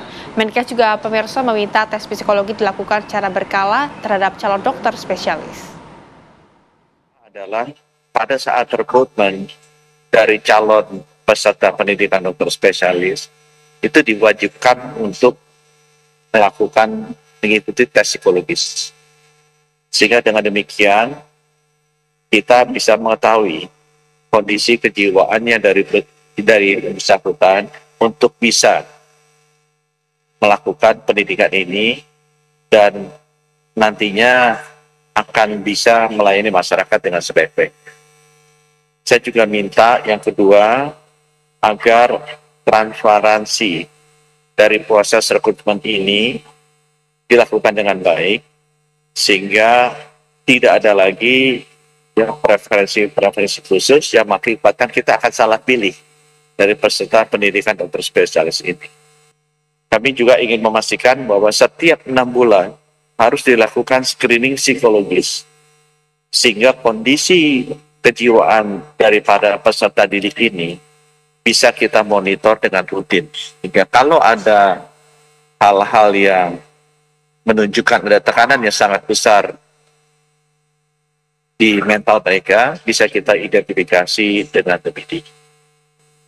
Saya juga meminta agar disiplin jam kerja bagi para peserta didik ini dilakukan tanpa kecuali. Kami mendengar bahwa para peserta didik dokter spesialis ini dipaksa bekerja luar biasa. Banyak yang bilang katanya ini untuk latihan mental, tapi menurut saya terlalu berlebihan.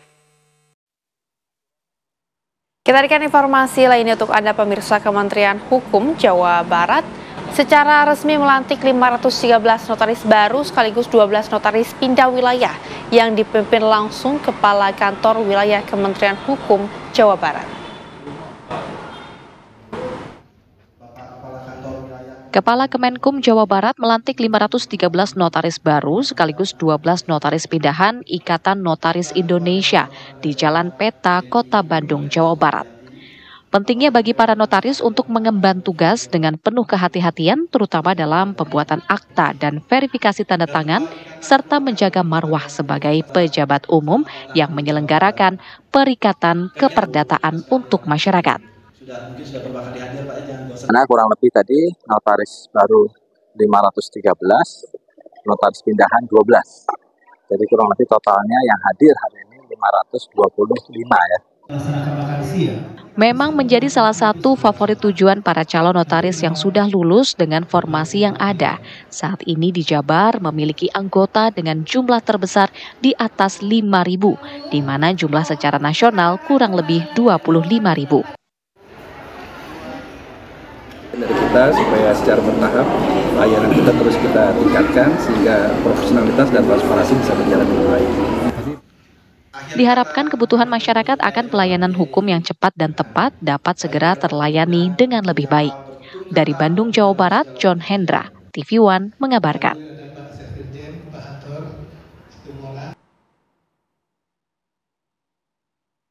Pemirsa, media sosial sempat dihebohkan dengan munculnya buah minuman keras. Minuman keras ini pemirsa dengan merek anggur merah Kaliurang. Warga Kaliurang di lereng Gunung Merapi, Sleman, Yogyakarta resah dengan munculnya minuman keras bermerek Kaliurang. Mereka protes beredarnya miras tersebut karena dianggap mencemarkan nama baik wilayah mereka. Apalagi warga Kaliurang juga selama ini selalu berkampanye menolak peredaran minuman keras dan narkoba. Menanggapi keresahan warganya, Pemkab Sleman melayangkan somasi kepada perusahaan yang memproduksi miras bermerek Kaliurang tersebut. Pemkab dan masyarakat Kaliurang meminta produsen menarik dari pasaran miras dengan merek Kaliurang.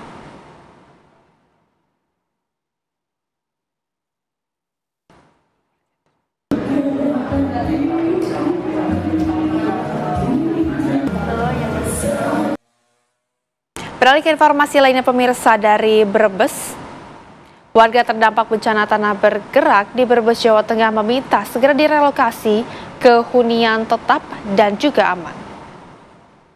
Sedikitnya 114 rumah warga rusak dan ambruk, menyebabkan 439 jiwa kini terpaksa mengungsi.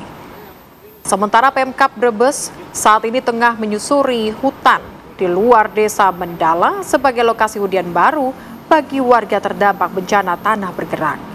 Nantinya, warga terdampak bencana akan membeli lahannya untuk dibangun. Selanjutnya, pembangunan hunian tetap akan diusulkan untuk meminta bantuan dari Badan Nasional Penanggulangan Bencana atau BNPB RI. Pihak BNPB sendiri mengaku siap menganggarkan untuk pembangunan hunian tetap bagi warga terdampak bencana tanah bergerak bila persyaratan lahan yang ada telah siap dan aman dari bencana alam.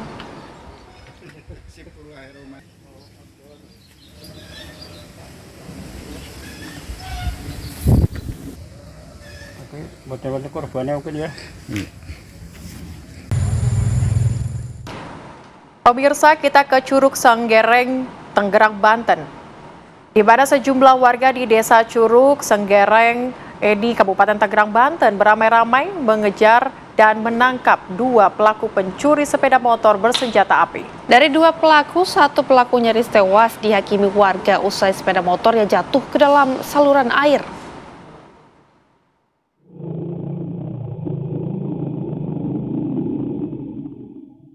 Inilah rekaman kamera pemantau yang memperlihatkan dua pelaku pencurian sepeda motor kepergok saat akan mencuri di halaman parkir sebuah kos-kosan di Desa Curug Sangereng, Kabupaten Tangerang, Banten. Penjaga kosan langsung menutup pintu gerbang usai mengetahui pelaku akan mencuri sepeda motor. Pelaku panik melihat pintu gerbang ditutup dan langsung menodongkan senjata api serta berkali-kali menembakkan senjatanya ke arah penjaga kosan. Usai menabrak pintu gerbang sepeda motor, pelaku jatuh dan masuk ke dalam saluran air. Tak sampai di situ, dua pelaku tetap terus meletuskan tembakan ke arah warga hingga peluru senjata apinya habis. Bang, jangan dimakan, Bang. Lalu sejumlah warga beramai-ramai menangkap salah satu pelaku dan nyaris tewas dihakimi warga. Menurut keterangan penjaga kosan, usai menutup pintu, kedua pelaku yang membawa senjata api ini langsung berkali-kali mengeluarkan tembakan, membuat sejumlah warga tidak berani mendekat. Lihat ke dalam ada dua orang. Dan pas mereka lihat saya, mereka panik kan. Jadi mereka keluar, tapi pas di dalam itu mereka pegang beceng. Terus nunjuk ke saya. Jadi pas di situ saya langsung lari keluar, terus saya tarik pintu buat rapatin. Jadi mereka tabrak pintu di sini, terus jatuh di got situ. Jadi mereka jatuh ke got situ. Terus saya sempat lari ke dalam, terus ambil batu, terus lempar. Jadi saya lempar, mereka tembak, terus saya lari kembali ambil batu lagi lempar. Jadi yang warga di sini memang lihat, tapi posisi kan mereka pegang senjata kan, jadi nggak berani maju. Berapa bang? Mereka berdua, dua orang. Semua bawa senjata api? Semua bawa. Satu orang pelaku lolos dari kejaran warga dan nekat masuk ke halaman kantor desa. Staf Desa Curug Sangereng mengatakan pelaku masuk ke kantor desa dengan membawa senjata api hingga seluruh staf desa ketakutan dan masuk ke dalam ruangan. Pelaku pun membawa sepeda motor milik salah satu staf desa. Pelaku yang nyaris tewas dihakimi warga kemudian diserahkan ke polisi, sementara satu pelaku masih dalam pengejaran dari unit reskrim Polsek Kelapa II. Dari Tangerang, Banten, Rusdi Muslim, TV One mengabarkan. Pemirsa, kita hadirkan informasi lainnya untuk Anda dari Batam.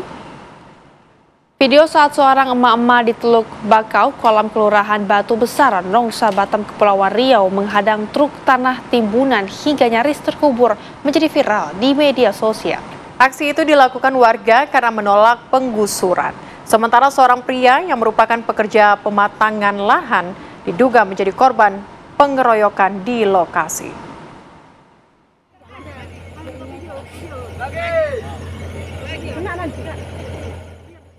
Inilah video saat Nur Simbolon nekat berdiri di belakang truk yang hendak membongkar tanah muatannya untuk menimbun kolam pada Sabtu 19 April 2025 lalu.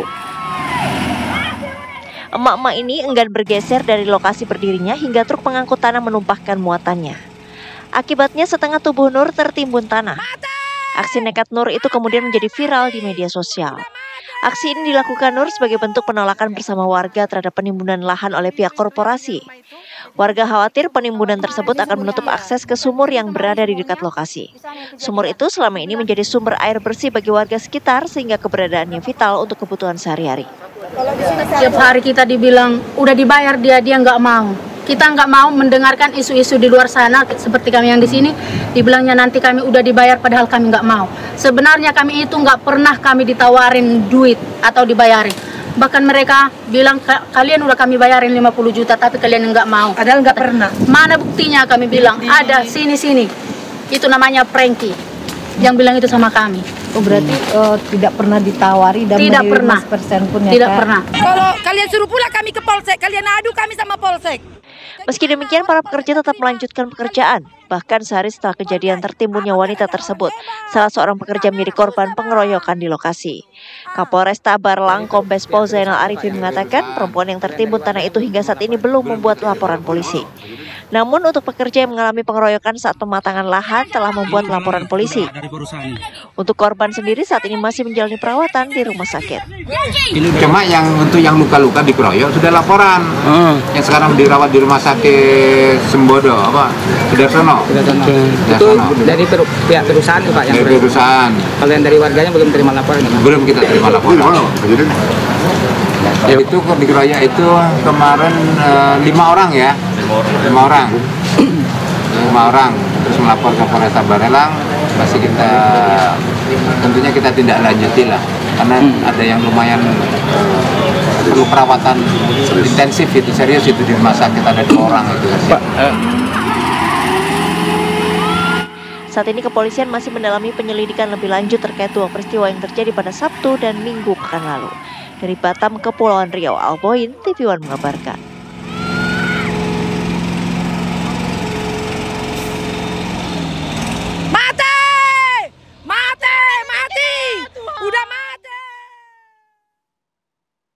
Pemirsa, kami harus jeda kembali dan kami akan kembali dengan informasi lainnya untuk Anda usai jeda. Pemirsa, saat ini di studio kami sudah bersama dengan Ibu Dewi yang akan melaporkan keluarganya yang hilang saat ini. Terima kasih sudah bergabung dengan kami, Bu Dewi. Selamat sore, Bu Dewi. Sore, ya.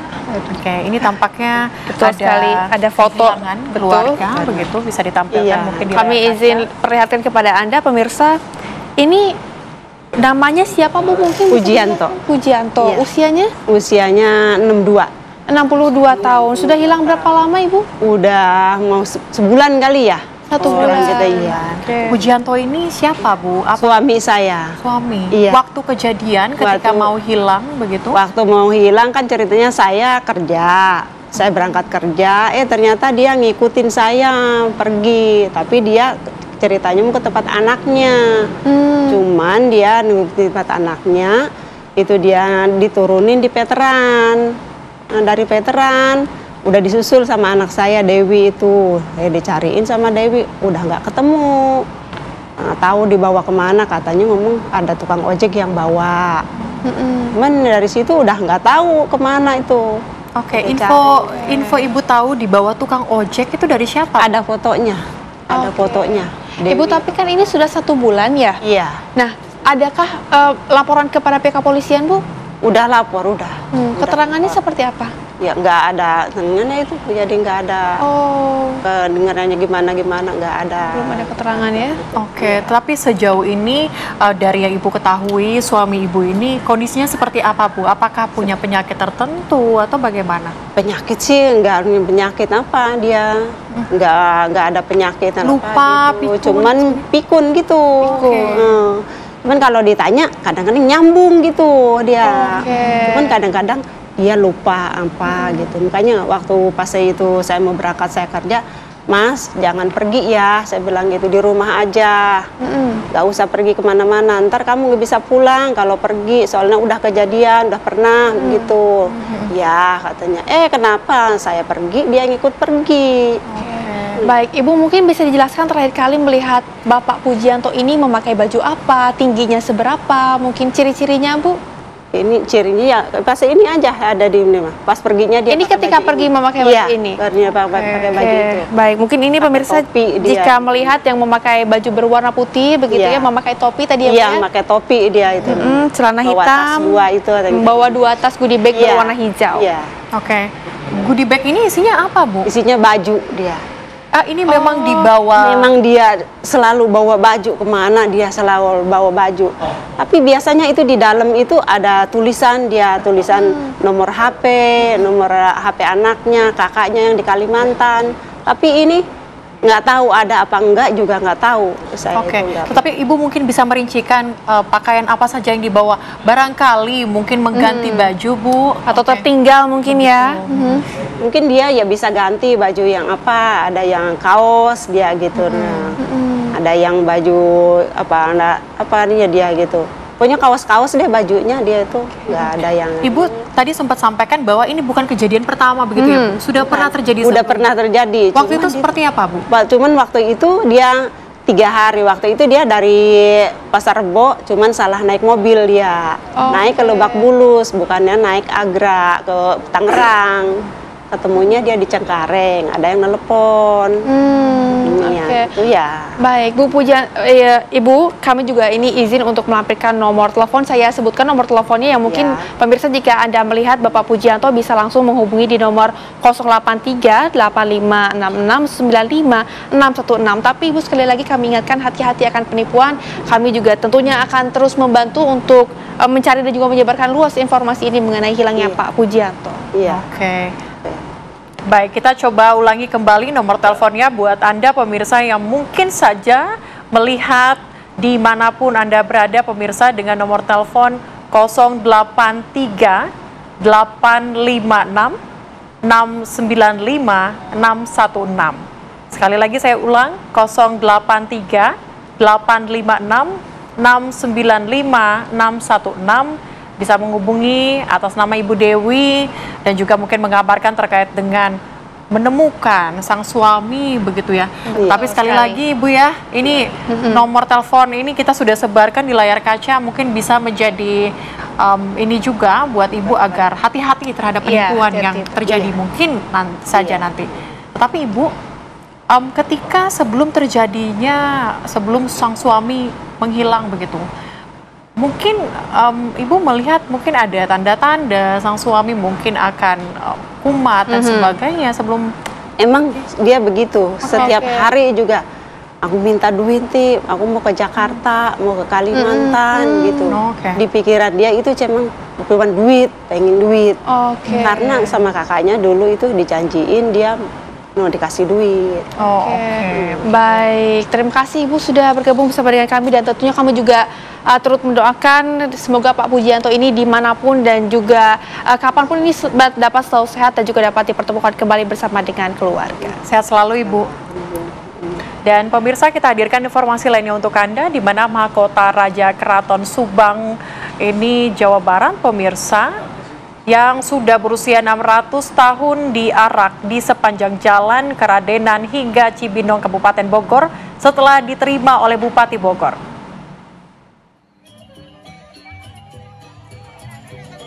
Ribuan warga Kabupaten Bogor memadati lapangan di kawasan Jalan Karadenan Bogor. Mereka ingin menyaksikan mahkota Binokasih Sanghyang Pake yang datang dari Keraton Sumedang Larang, di mana mahkota ini masih sangat dihormati oleh para pelestari dan pecinta budaya Sunda. Mahkota Raja Sumedang Larang Binokasih ini merupakan warisan dari Raja Kerajaan Pajajaran. Mahkota ini dilestarikan oleh Kerajaan Sumedang Larang yang saat ini pewarisnya adalah Raden Luki Johari Somawilaga atau Raden Anom Sumedang Larang. Kita menceritakan sejarah kembali 600 tahun yang lalu mahkota Binokasih meninggalkan Pajajaran, yaitu Kabupaten Bogor, ke Sumedang Larang. Hari ini setelah 600 tahun kembali lagi ke Kabupaten Bogor. Mahkota ini diarak dari lapangan Jalan Karadenan ke gedung kantor Sekda Kabupaten Bogor. Sepanjang jalan, ribuan warga dan siswa sekolah mengibarkan bendera merah putih. Sorak-sorai warga pun terjadi saat mahkota Binokasih yang dipegang Bupati Bogor, Rudi Susmanto, melintas di hadapan mereka. Dari Bogor, Jawa Barat, Usep Saripudin, TV One mengabarkan.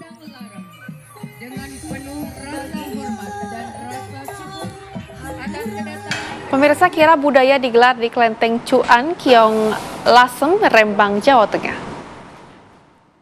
Kirap puluhan patung dewa atau rupang ini diikuti 72 kelenteng dari berbagai daerah seperti Jawa Tengah, Jawa Barat, Jakarta, hingga Sumatera dalam rangka perayaan hari ulang tahun Yang Mulia Makco Tian Siang Sinbo.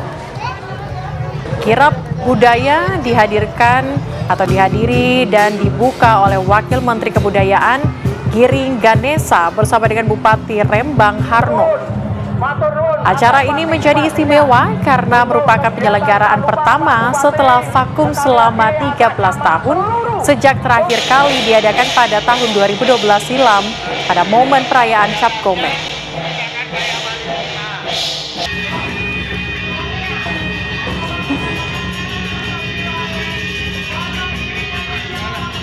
Beket saya nanti belakangan.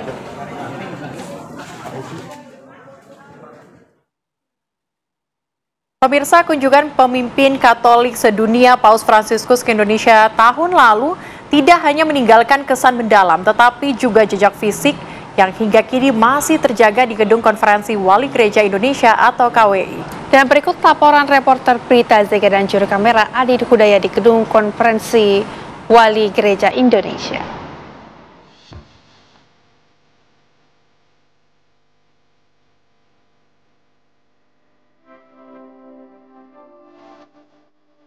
Saat ini kami sudah berada di Konferensi Wali Gereja Indonesia. Kami ingin mengetahui apa saja kenangan-kenangan yang diberikan oleh Paus Fransiskus saat kedatangannya datang ke Indonesia. Dan untuk membahasnya lebih lanjut, saat ini saya sudah bersama dengan Sekretaris Eksekutif Konferensi Wali Gereja Indonesia bersama dengan Romo Siswanto. Halo Romo, bagaimana kabarnya? Baik Mbak, baik, sehat. Baik, Romo mengingat kembali jejak peninggalan dari Paus Fransiskus saat datang pada September 2024 lalu di Gedung Konferensi Wali Gereja Indonesia. Apa saja sih kenangan-kenangan yang mungkin sampai saat ini masih terus diingat oleh umat Katolik saat kedatangannya? Oke, baik Mbak. Jadi Bapak Suci Fransiskus itu pada tanggal 5 September 2024 pukul 10.40 sampai pukul 11.30 hadir di Gedung KWI ini.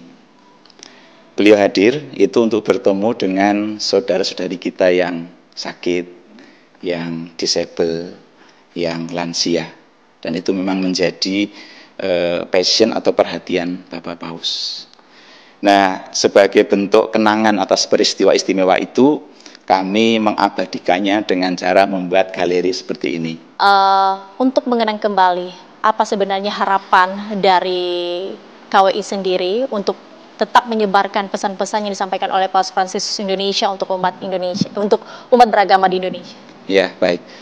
Yang pertama dari sisi kepribadian Bapak Suci ya, meskipun sudah 7 bulan yang lalu beliau hadir di Indonesia, tetapi pribadi beliau itu masih terngiang-ngiang sebagai pribadi yang lemah lembut, pribadi yang murah senyum, pribadi yang tidak takut dengan siapapun, sehingga memandang semua orang itu menjadi sahabat, menjadi teman.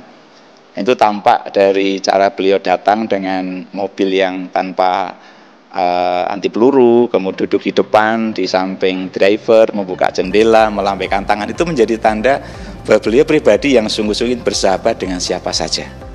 Ini menjadi penting juga untuk terus kita teladani, kita contoh dalam kehidupan kita ya, di tengah keluarga, di tengah masyarakat, dan juga dalam hidup berbangsa. Yang kedua, tentu 3 nilai utama tadi yang dibawa oleh Bapak Suci, yaitu untuk selalu hidup penuh iman, kemudian hidup bersahabat, bersaudara dengan siapapun juga, dan kemudian hidup dalam kasih. Kasih itulah yang membuat kita bisa peka, bisa peduli, bisa berbela rasa dengan siapapun juga yang kita temui dalam kehidupan kita sehari-hari. Dengan cara itulah kita akan menjadi pribadi-pribadi yang juga ikut berbahagia, pribadi-pribadi yang sungguh bisa berguna juga untuk sesama, untuk siapapun juga, dan juga untuk alam semesta, Mbak. Jadi kita ingin semangat Paus Fransiskus dan juga pribadinya itu terus hidup di setiap pribadi yang ada di Indonesia ini. Terima kasih. Baik Romo, terima kasih atas waktunya. Wawasan ini sangat bermanfaat sekali untuk umat Indonesia. Dan terima kasih sekali lagi waktunya Romo, sehat selalu. Nah pemirsa, itu dia tadi kenangan-kenangan atas peninggalan kunjungan Paus Fransiskus, hidup dalam kasih. Itu dia tadi salah satu pesan yang disampaikan oleh Paus Fransiskus. Dan semoga juga Bapak Paus Fransiskus terus menginspirasi kita sebagai umat beragama di Indonesia dalam kerukunan, kedamaian, dan juga persaudaraan. Dari Jakarta, Prita Zega, Adin Hudaya, TV One mengabarkan. Pemirsa, informasi tadi sekaligus menutup jumpa kita di Apa Kabar Indonesia siang kali ini. Saya Celia Alexandra. Dan juga saya Rehana Mezia, mewakili seluruh kru yang bertugas. Izin pamit undur diri, terima kasih dan sampai jumpa pemirsa.